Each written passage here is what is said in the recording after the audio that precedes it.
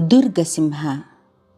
ಹಳೆಗನ್ನಡದ ಪ್ರಮುಖ ಕವಿಗಳಲ್ಲಿ ದುರ್ಗಸಿಂಹನು ಒಬ್ಬನಾಗಿದ್ದಾನೆ. ಈತನ ಕಾಲ ಸುಮಾರು ಕ್ರಿಸ್ತಶಕ 1030 ಎಂದು ಸಾಹಿತ್ಯ ಚರಿತ್ರೆಕಾರರ ಅಭಿಪ್ರಾಯವಾಗಿದೆ.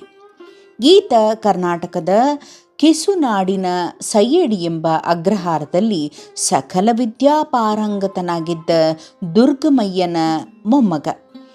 ಕೆಮ್ಮೆ ಕುಲದ ಸ್ಮಾರ್ತ ಬ್ರಾಹ್ಮಣನೂ ಗೌತಮ ಗೋತ್ರದವನೂ ಆಗಿದ್ದ.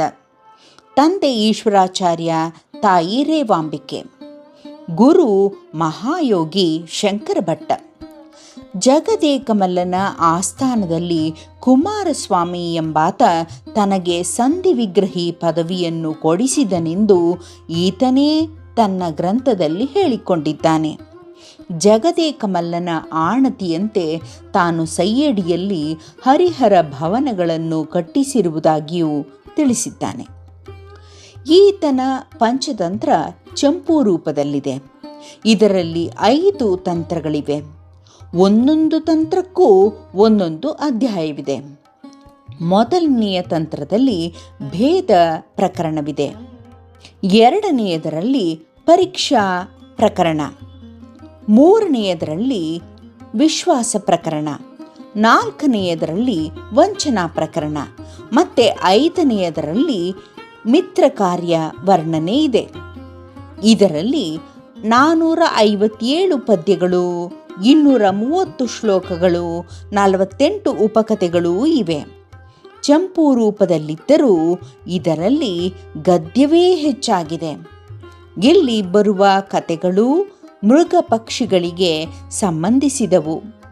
ಇವು ಸ್ವಾರಸ್ಯವಾಗಿರುವುದಲ್ಲದೆ ರಾಜನೀತಿ, ವ್ಯವಹಾರ ನೀತಿಗಳನ್ನು ಬೋಧಿಸುತ್ತವೆ. ಅಲ್ಲಲ್ಲೇ ಕವಿ ಸೊಗಸಾದ ಅಲಂಕಾರಗಳನ್ನು, ಗಾದೆಗಳನ್ನೂ ಬಳಸಿದ್ದಾನೆ. ಈ ಕಥೆಗಳು ಕುತೂಹಲವನ್ನು ಕೆರಳಿಸುವಂತಿದ್ದು ಆಬಾಲವೃದ್ಧರಿಗೂ ಮನರಂಜಕವಾಗಿವೆ. ಕವಿಯು ಈ ಗ್ರಂಥದ ಮೂಲದ ಮಹತ್ವವನ್ನು ಕುರಿತು ಹೀಗೆ ಹೇಳುತ್ತಾನೆ. ಹಿಂದೆ ಪಾರ್ವತಿ ಪರಶಿವನನ್ನು ಕುರಿತು ಅಪೂರ್ವವಾದ ಒಂದು ಕಥೆಯನ್ನು ಹೇಳುವಂತೆ ಬೇಡಿಕೊಂಡಳು.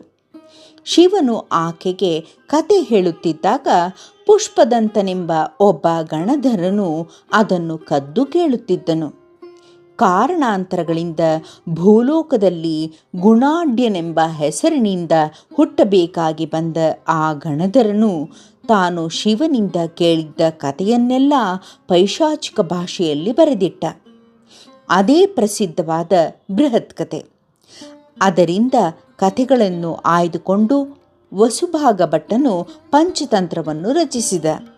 ಆ ವಸುಭಾಗ ಭಟ್ಟನ ಪಂಚತಂತ್ರವನ್ನು ದುರ್ಗಸಿಂಹನು ಕನ್ನಡಿಸಿದ. ವಸುಭಾಗ ಭಟ್ಟನು ರಚಿಸಿದ ಪಂಚತಂತ್ರವು ಪ್ರಸ್ತುತ ಭಾರತದಲ್ಲಿ ಎಲ್ಲಿಯೂ ಉಪಲಬ್ಧವಾಗಿರದೆ ವಿಷ್ಣು ಶರ್ಮ ಹಾಗೂ ಪೂರ್ಣಭದ್ರರ ಪಂಚತಂತ್ರಗಳು ಮಾತ್ರ ಲಭ್ಯವಾಗಿವೆ. ವಸುಭಾಗ ಭಟ್ಟನ ಪಂಚತಂತ್ರದ ಸ್ವರೂಪ ಹೇಗಿತ್ತೆಂದು ಅರಿತುಕೊಳ್ಳಲು ಈಗ ಭಾರತದಲ್ಲಿರುವ ಒಂದೇ ಒಂದು ಆಧಾರವೆಂದರೆ ಅದು ದುರ್ಗಸಿಂಹನ ಕನ್ನಡದ ಪಂಚತಂತ್ರವಾಗಿದೆ. ಈ ದೃಷ್ಟಿಯಲ್ಲಿ ಕನ್ನಡದ ಪಂಚತಂತ್ರ ಮಹತ್ವವನ್ನು ಪಡೆದಿದೆ.